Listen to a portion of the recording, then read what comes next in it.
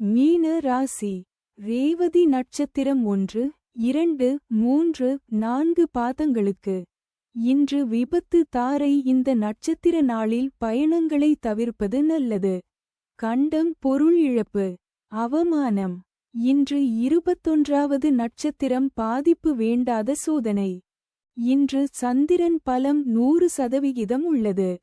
பஞ்சபட்சி பலன். தேய்பிறை தசமி. வெள்ளிக்கிழமை. அதிகார பட்சி தினம். இன்று ராசியான நாளாகும். இன்று செய்யக்கூடிய காரியங்கள் வெகுகாலம் நிலைத்திருக்கும்.